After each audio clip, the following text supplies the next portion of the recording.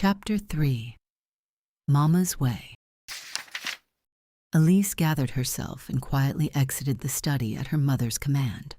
The moment the door closed behind her, she drew a slow breath, willing the sting behind her eyes to retreat. Not here. Not now.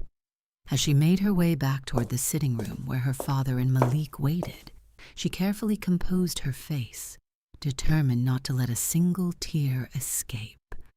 Just as she turned the corner, she found Bishop Montgomery and Malik engaged in polite conversation, their voices low and cordial. "Is everything okay?" the bishop asked, his gaze shifting between his wife and daughter.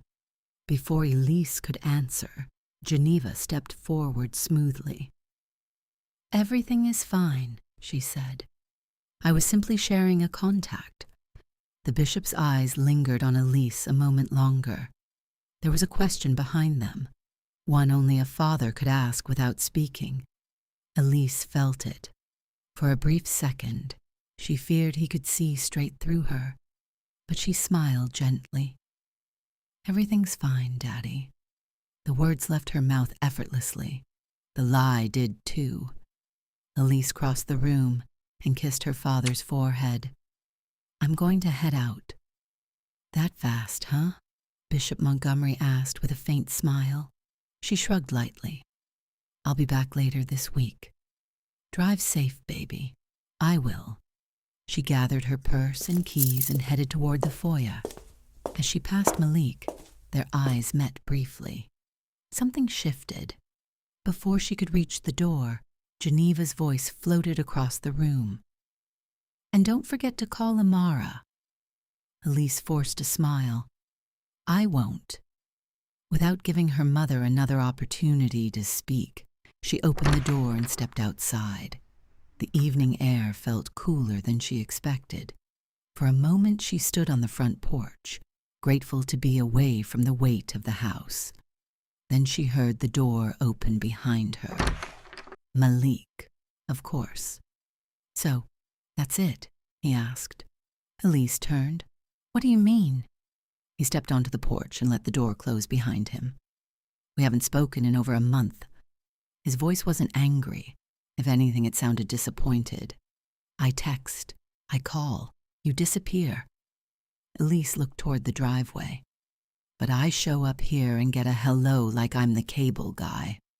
A reluctant smile threatened the corner of her mouth. "You didn't come here to see me," she said. "You came because my mother invited you." Malik nodded. "And you came because your father asked." Her jaw tightened. He wasn't wrong. They descended the porch steps and moved toward the driveway. Neither seemed ready to end the conversation. "Look, Elise," Malik said, shoving his hands into his pockets. "I'm not trying to force something that isn't there." She stopped beside her vehicle. "But I'm also not crazy." His eyes found hers. "We had something." The words hung between them. Maybe it wasn't perfect. Maybe neither of us knew what to do with it. His expression softened, but there was something real there. Elise folded her arms. The gesture was automatic. A shield, Malik noticed. "What do you want me to say?" she asked quietly. "The truth." She laughed once, not because it was funny, because it wasn't. "The truth," she repeated. "Yeah."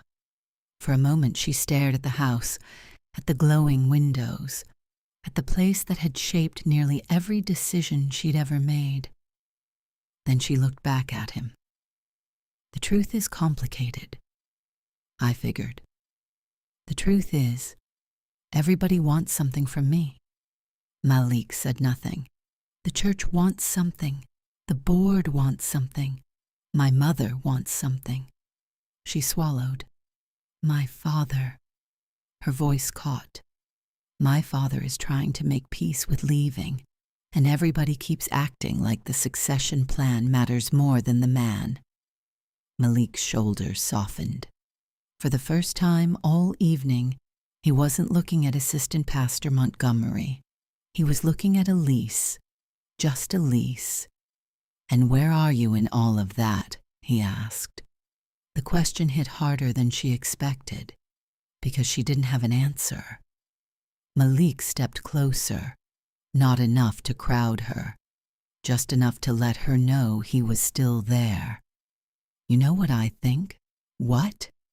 I think you've spent so much time being who everybody else needs you to be that you don't know what you want anymore. Elise looked away. The silence was answer enough. Malik nodded slowly. That's what I thought. For a long moment neither spoke. Then he sighed. I don't need you to choose me. Her eyes lifted. I don't even need you to call me tonight. A small smile tugged at his mouth. But I needed to know I wasn't imagining what was between us. Elise stared at him. The truth sat on the edge of her tongue. Dangerous, uncomfortable, impossible to take back.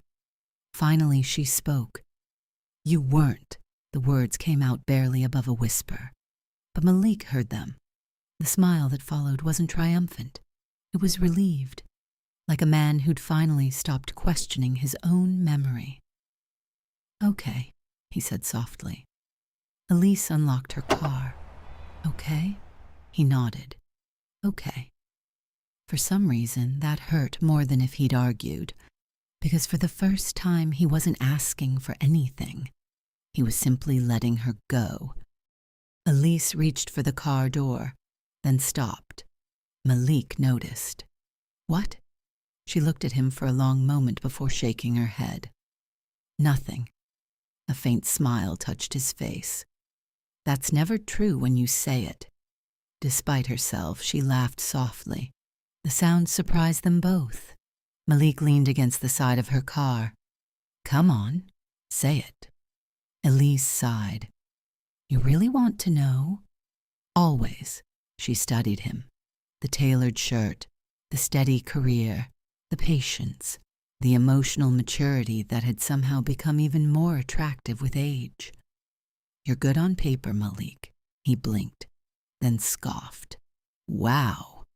Paper. A laugh escaped him. I used to be a gift from God, remember? She shrugged. That was before I realized everybody else thought so too. Malik shook his head. There she is. What does that mean? That means for 5 minutes you stopped talking like Assistant Pastor Montgomery and started talking like Elise. The comment landed harder than she expected. A brief silence settled between them. Then Malik pushed away from the car. Dinner? She looked at him. Dinner? Yeah, 2 people, food, conversation. A concept that's worked for centuries. A reluctant smile pulled at her mouth. You make it sound revolutionary. For you, it might be. Elise released a slow breath. Maybe it was exhaustion. Maybe it was grief. Maybe it was the fact that for the first time all day, someone wasn't asking her to perform. Sure, his eyebrows lifted. Sure. Don't make me take it back. Tonight? She hesitated, then surprised herself. Why not? Malik smiled, not a victorious smile, just genuine. What time should I come by? 8. I'll be there. For a moment, neither moved. Then Elise opened her car door. I'll see you at 8. She slipped inside and closed the door. Malik waited until she was nestled inside before heading back toward the house. Once alone, Elise rested her head against the seat. The smile faded. Reality returned. Her hand drifted to her purse. The card, Amara Brooks, LCSW.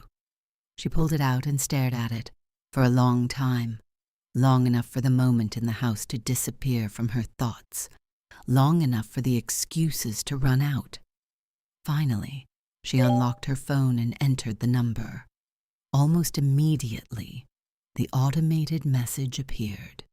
Text yes to confirm your appointment with Amara Brooks, LCSW. Elise stared at the screen.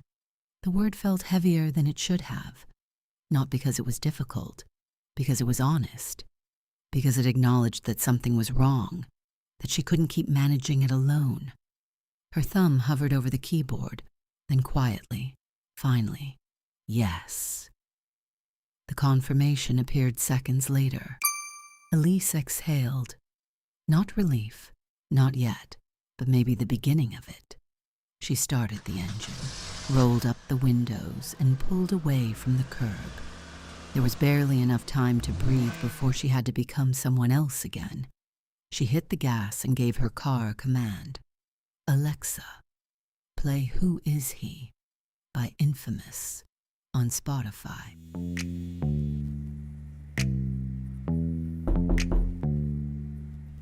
And Geneva Montgomery was looking out of the window, shaking her head. Elise made it home in a flash. At this point, she was pretty much ready, only adding the final touches before heading out. Elise stood in front of the full-length mirror in her bedroom, twisting awkwardly to reach the back of her dress. She tried on 2 others before this one. The first felt too first lady, the second too tight. This one, passable, neutral, safe. Her hands moved to her curls still wrapped in a silk scarf. She fluffed them gently through the fabric, then let her arms fall to the bathroom counter. Foundation, mascara, lip stain. She applied them like armor. No worship music tonight. No podcasts. Just the soft hum of the bathroom fan and the echo of her own heartbeat. She looked at herself long and hard. Not the mirror version, the version behind the eyes, the tired one. Suddenly, her mind found a way to pick up where it left off. A memory pulled her in. In her mind, the scene changed. The sound changed. Soft jazz gospel hummed faintly through hidden speakers. Geneva's bathroom was massive. Cream marble, gold fixtures, wealth without apology. 16-year-old Elise sat on the closed vanity bench in her church dress, tired but glowing beneath leftover makeup and teenage excitement. Behind her, Geneva Montgomery stood in a silk robe, expertly removing pins from Elise's hair one by one. Each pin landed softly on the marble counter. Clink, clink, clink. In the mirror, Elise fought a smile. Geneva noticed. You like him? It wasn't a question. Elise immediately looked down, embarrassed. Mama. Geneva smiled faintly and began brushing through her daughter's hair. The basketball boy, Elise laughed nervously.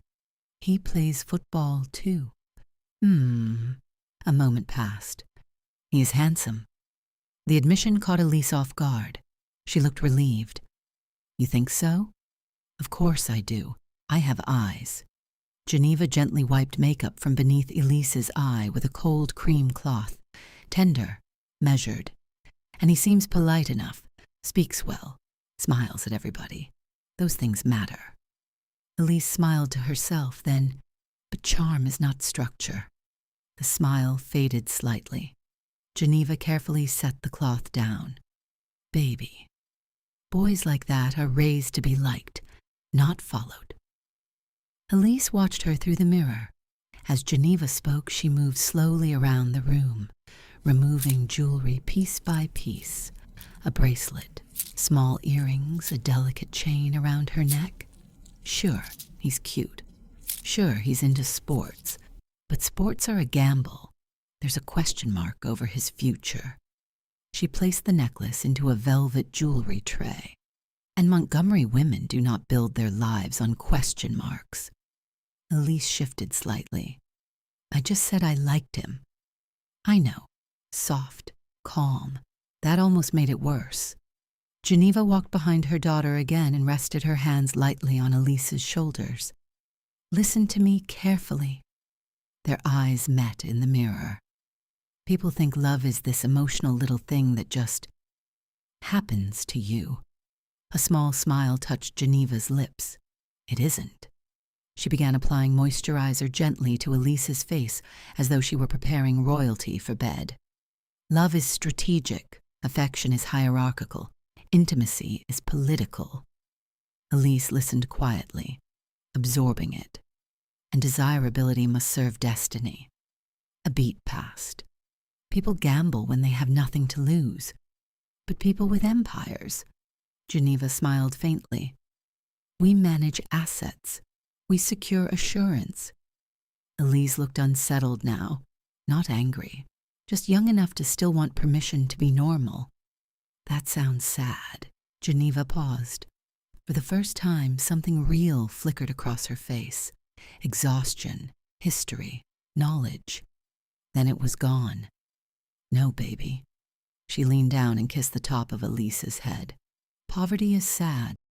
Dependency is sad. Being a woman with gifts tied to a man too small to carry them? That's sad. She resumed brushing Elise's hair slowly. Your life is going to be very large, Elise. Larger than mine. Larger than your father's someday. A long silence settled between them. You cannot afford to be chosen by someone who isn't equipped to stand where you're going. The room fell quiet. The brush glided through Elise's hair. Again, again, again. In the mirror, Elise stared at herself differently now, already learning how to separate desire from permission. Even at that age, Elise understood the assignment. She understood legacy. She understood expectation. She understood that being a Montgomery came with rules, responsibilities, and invisible contracts that other girls her age would never have to carry. She understood everything her mother was trying to teach her. But understanding wasn't the same thing as agreeing. Deep down, she still wanted Braxton, still wondered what it would have felt like to hold his hand without looking over her shoulder, still replayed the way he looked at her when no one was watching. Somewhere in the quiet corners of her teenage spirit, a small rebellion had taken root, not loud enough to be called defiance, not reckless enough to be called disobedience, just enough to make her wonder. What if her mother was wrong? And once that question found a home inside her, she couldn't let it go. She had to see it through. The memory lingered for a moment longer before the sharp sound of something hitting the floor shattered it. Clack. Elise blinked. The bathroom came back into focus. A tube of lip stain had rolled from the counter and landed near her feet. It was almost time to meet Malik at the restaurant. Time to go. Elise gave herself one last look in the mirror, smoothing an invisible wrinkle from her dress. Her makeup was flawless. Her hair was perfect.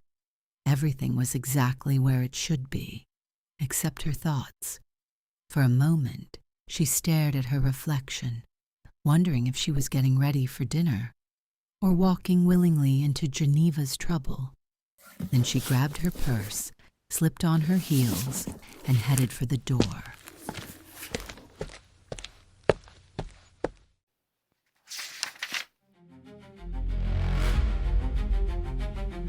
You've just completed episode 3 of The Bishop's Daughter by Lee Franklin.